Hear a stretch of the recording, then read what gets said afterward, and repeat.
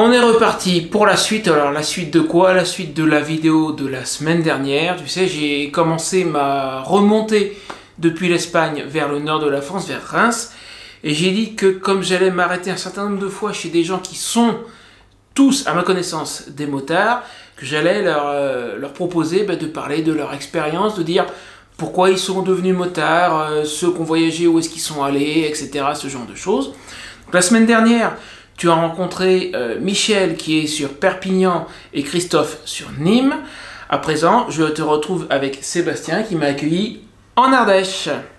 Enchanté, Sébastien. Bonjour, mon homonyme. Dire, je ne sais pas si le monde est prêt pour deux. Je suis pas sûr, ils vont pas survivre. Bon. Donc, tu me disais tout à l'heure que tu es, je sais pas, limite plus passionné que moi. Je sais pas, au moins autant. Entre autres en Amérique du Sud et des choses comme ça. Déjà, commençons par le commencement. Quand est-ce que tu as passé ton permis moto et pourquoi? Qu'est-ce qui t'a poussé à le passer? Alors en fait, bien avant de passer le permis moto, j'ai commencé la compétition moto à l'âge de 12 ans. D'accord. Je faisais du trial et donc à 12 ans, je tournais sur une 125 déjà. Je sautais sur des rochers, je passais des zones.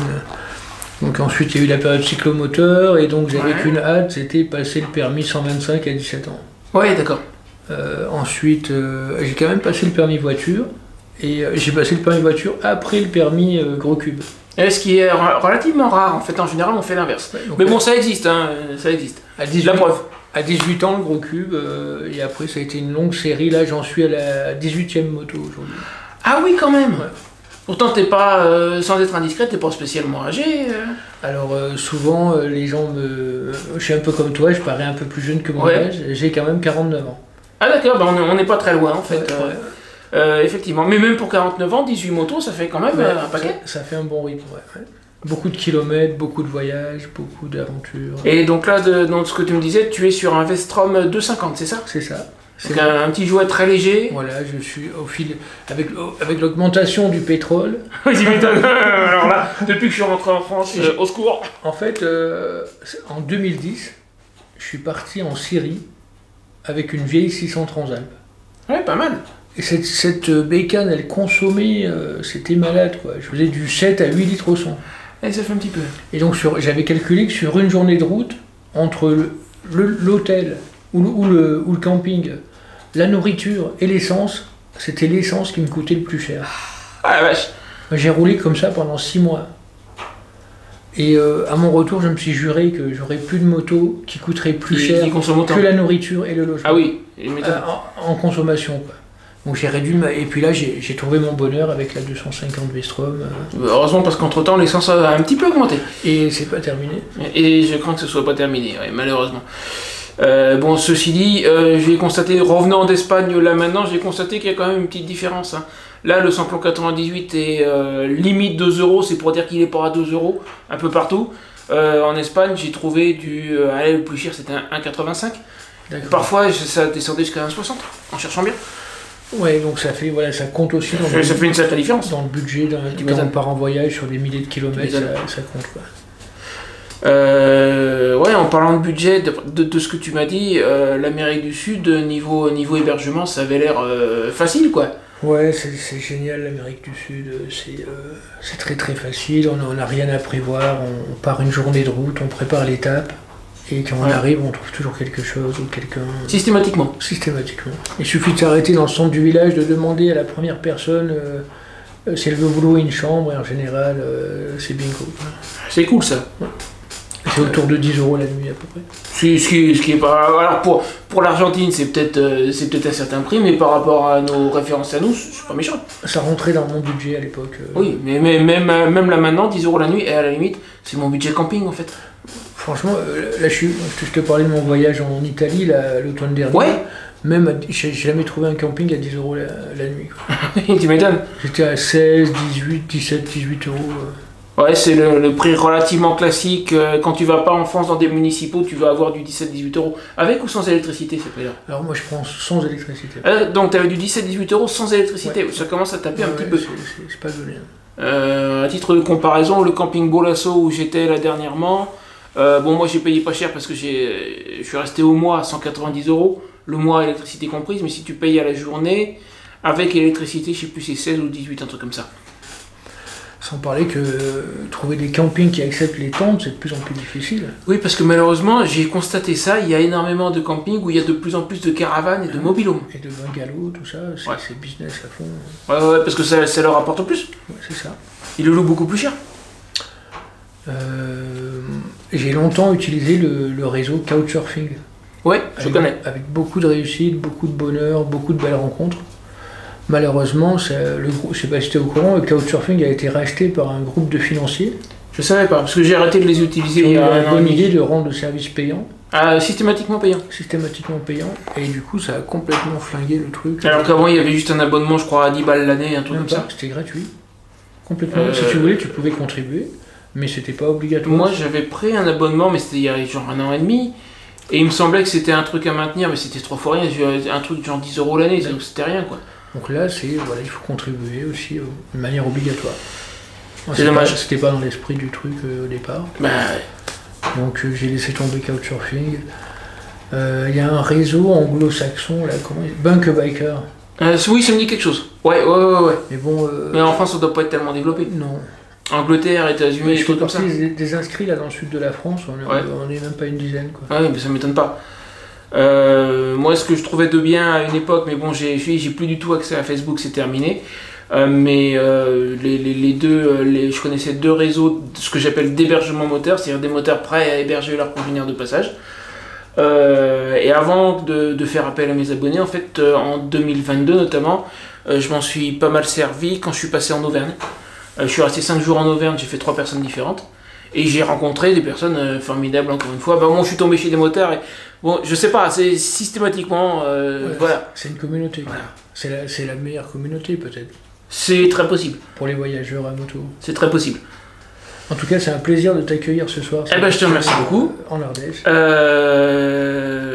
Écoute, à moins que tu aies quelque chose à rajouter, tu as fait l'Argentine, tu as fait la Sicile. Le Portugal, le Portugal aussi, ouais. Toute l'Europe quasiment. Quasiment toute l'Europe. Quasiment toute l'Europe, sauf la Scandinavie. D'accord. C'est au programme. Ça viendra. Et la Roumanie aussi, ça fait partie des projets. Tant qu'on y est, j'ai pas pensé à le demander aux autres, mais si c'était le cas, il me l'aurait dit. Donc toi, tu as une petite chaîne YouTube et un compte Instagram, je crois. N'hésite pas à dire le nom, vas-y. C'est l'Oiseau Rouge. L'Oiseau Rouge, mais à la fois sur YouTube et sur Instagram. C'est ça. D'accord, l'Oiseau Rouge sur les deux, voilà pour ceux qui veulent. Et Facebook aussi, je crois. L'Oiseau Rouge, et là je démarre un nouveau projet qui s'appelle Roamer Voyage Aventure. Ouais. Et je suis aussi présent sur donc Facebook, Instagram. D'accord.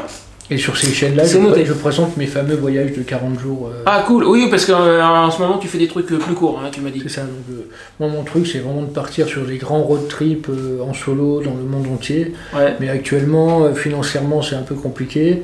Du coup, je réduis le champ et je me fais énormément plaisir. Histoire de partir quand même. Des voyages en périphérie de l'Europe. Il y a déjà des belles choses à voir chez nous. Sur 30-40 jours. Quoi. Cool.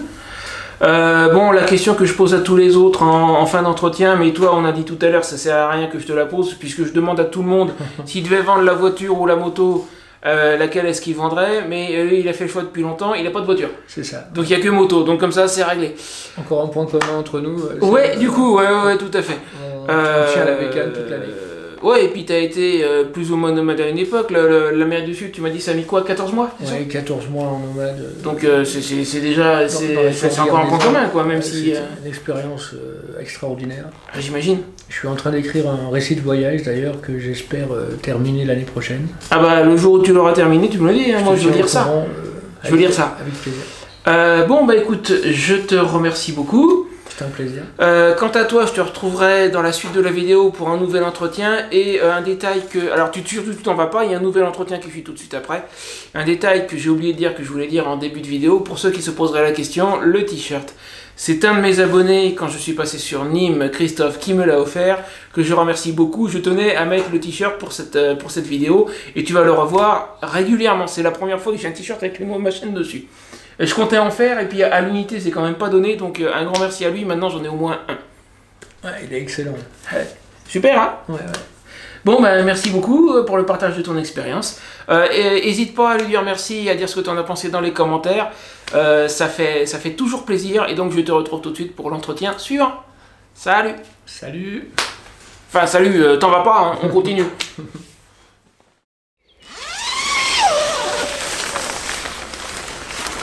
Oh la vache, ça c'était pas prévu, hein.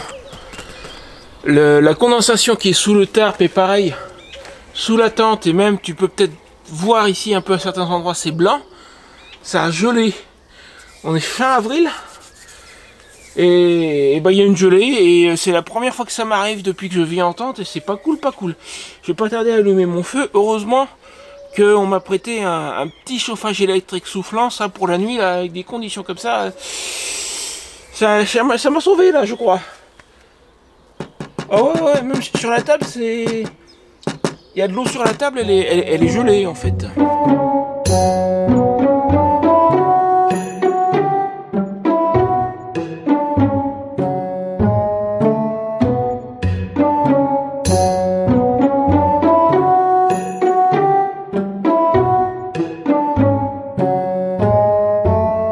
Ça fait donc une dizaine de jours que je suis sur le terrain de Thierry au sud de Reims. Ouais, le coup de la gelée, je savais qu'il allait faire un peu froid, mais là quand même je m'attendais pas à ça.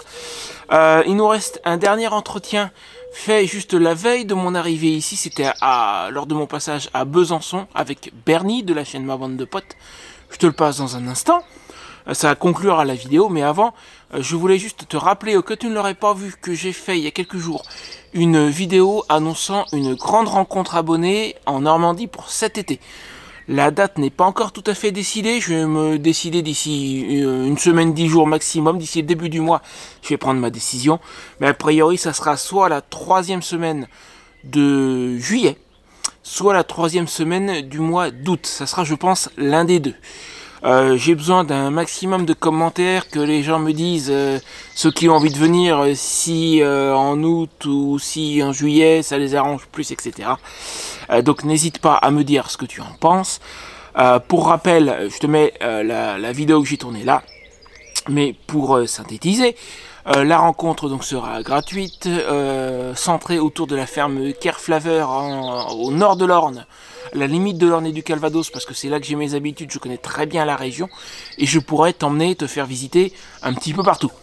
J'ai prévu, c'est presque prêt, un programme sur une semaine, mais si tu veux venir à la rencontre, rien ne t'oblige de venir toute la semaine, tu peux venir un jour, 2 jours, 3 jours, sur la durée qui te chante. Le gros de la rencontre sera centré sur un week-end. Puis voilà quoi. Il y aura un système de réservation mais qui sera entièrement gratuit, il est juste indicatif, il est pour moi, pour que je sache qui va venir, tout simplement. Voilà, sur ce, encore une fois je t'ai mis le raccourci vers la vidéo là-haut, tu te la mets de côté, tu te la regardes après. Et nous continuons avec Bernie à Besançon, donc le 4e et dernier entretien de cette mini-série enregistrée pendant mon voyage du nord de l'Espagne vers le nord de la France. Et même si j'ai eu un peu froid au nord de l'Espagne, c'était mieux que ça.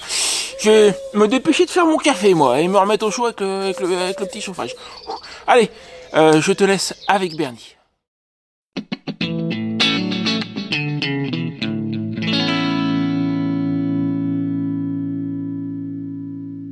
Ah, café. J'ai besoin de mon café le matin. Ah ouais, important. Bon, alors, me voilà à Besançon avec celui qu'on pourrait presque appeler le pote universel. J'ai trouvé ça hier soir. c'est gentil, c'est une bonne... c'est gentil. Donc je suis avec Bernie de la chaîne Ma Bande de Potes, que tu connais peut-être. Si tu le connais pas encore, je vais te mettre le lien vers sa chaîne dans la description. Elle mérite qu'on y jette un oeil, franchement, moi j'aime bien ce qu'il fait. C'est gentil, merci beaucoup Seb. Donc du coup il m'a accueilli pour la dernière soirée de mon périple. Demain j'arrive à Reims et puis je me pose et on avise. Et ce sera le 4e et dernier entretien de cette petite série.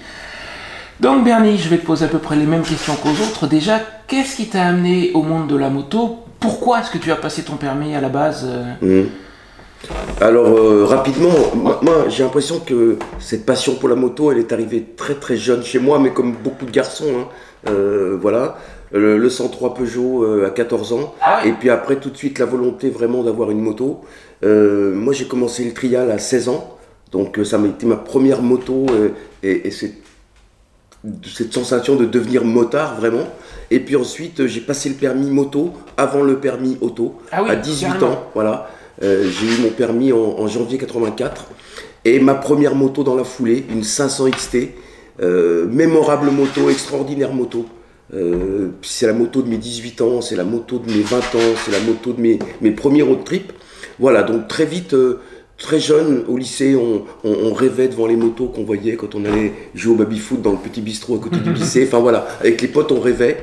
Et puis petit à petit, voilà, à 18 ans, on devient motard et on intègre la grande confrérie des motards. Mais la passion, elle remonte vraiment à très longtemps. Ouais. Très tôt.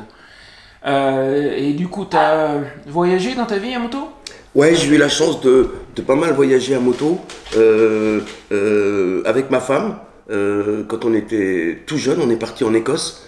À l'époque, j'avais un 250 KLR.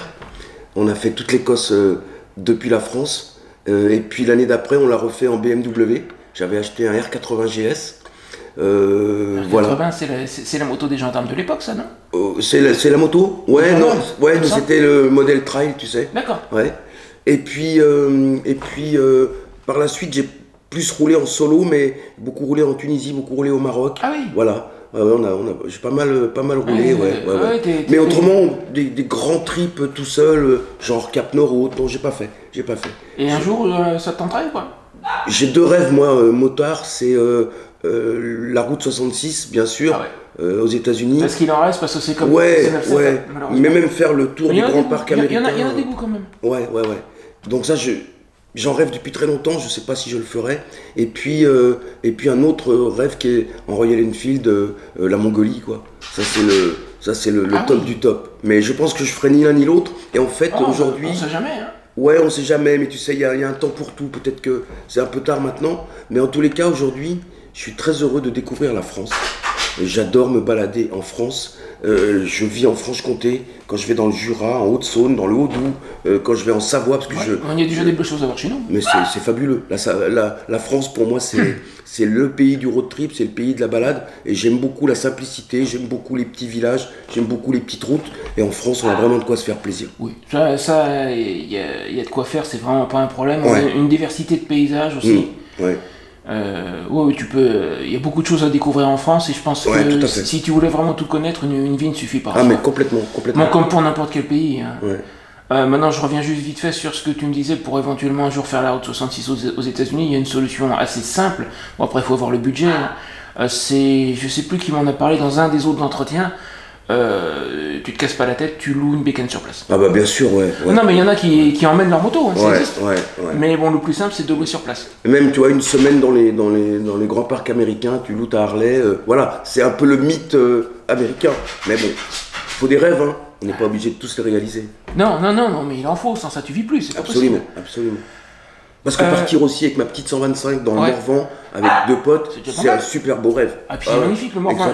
J'ai un oncle qui vit à Saint-Honoré-les-Bains, j'ai passé mes vacances quand partie de mes vacances quand j'étais petit. C'est superbe.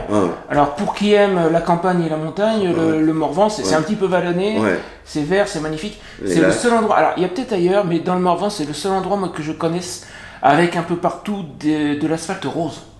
Ah ouais. Je pense pas en avoir vu ailleurs, enfin pas en grande quantité. Dans le Morvan, si ça n'a pas changé, il y en a plein. Bah écoute, même question que pour les autres. Alors je crois qu'actuellement tu n'as que ta 125. Ouais. Cas hypothétique. Imaginons, tu as une voiture et une moto. Et tu es obligé de vendre soit l'un, soit l'autre. Tu vends lequel? Je pense savoir, mais vas-y. Ah ben, je vais peut-être te surprendre si je suis... j'ai déjà été confronté aussi à cette situation-là. Moi aussi, c'est pour ça que je pose la question. Ah, je vends la moto. Je vends la moto parce que aujourd'hui, j'ai encore besoin de me déplacer en voiture avec ma femme, avec mes enfants. Enfin voilà, je privilégierais vraiment le côté pratique. Maintenant, je déborde un petit peu sur ta question, qui est intéressante, mais moi, je mets beaucoup d'affect dans ma relation avec mes motos. Et c'est vrai que vendre une moto, c'est difficile. Et là, par exemple, ma petite 125 Shadow, qui a une histoire particulière, je ne vais pas vous la raconter, elle est longue, mais elle a une histoire particulière, une histoire d'amitié avec... tu la racontes dans une de tes vidéos. Voilà. Je la vendrai pas. Même si demain je m'achète une Royal Enfield, ce dont je rêve, je garderai ma moto. Parce que celle-là, je n'ai pas envie de la vendre. Voilà, il y a un attachement très fort. Ma 500 XT, quand je l'ai vendue, j'ai ressenti quelque chose d'incroyable. Je me suis dit, mais Bernard, tu laisses partir cette moto, c'est dommage. Moi, c'était la même chose avec Rocinante, le 500, qui est la moto du début de mon aventure. Je l'ai vendue sans la vendre. Elle est au nom d'un ami, mais je sais que le jour où je vais la récupérer, tu vois, voilà, l'attachement, on sait ce que c'est, quoi. Voilà. Il y a des choses que tu as envie de rajouter sur ton expérience de motard? Non, moi, simplement une chose, mais c'est pas de la fausse modestie. Moi, je suis un petit motard lambda. Ouais. J'ai pas fait de grands voyages, mais je te T'as répète. fait des belles choses déjà quand Ouais, même. mais partir à 100 km, faire Mais le c'est tour déjà du ça. Jura, ça me suffit à mon bonheur. Et en fait, je sais même pas si je serais capable de partir faire un grand raid aujourd'hui en moto. J'en suis même pas certain. Mais je trouve mon bonheur dans des petites destinations cool pour découvrir C'est déjà un très département peut-être à 200 km de chez moi, l'Alsace, les Vosges, la Haute-Saône, que sais-je. Et ça, j'aime ça. Bah, c'est super ça. Mm. C'est super. Bon, bah écoute Bernie, je te remercie beaucoup. Pour toi là qui nous regarde, ça n'est pas forcément fini, on dirait comme ça, mais non, parce que j'ai déjà 2 autres entretiens qui sont parus. Si tu ne les as pas vus, je te mets le raccourci juste là, ou là, je sais pas où je vais le mettre d'un des côtés, mais clique sur la miniature qui s'affiche là maintenant. Il y a 2 autres entretiens avec respectivement Michel de Perpignan et Chris sur Nîmes, qui à mon avis, si tu as aimé cette vidéo aussi, tu vas adorer aussi. Sur ce, je te dis à bientôt. Si tu n'es pas encore abonné, qu'est-ce que t'attends, hein? Allez, go!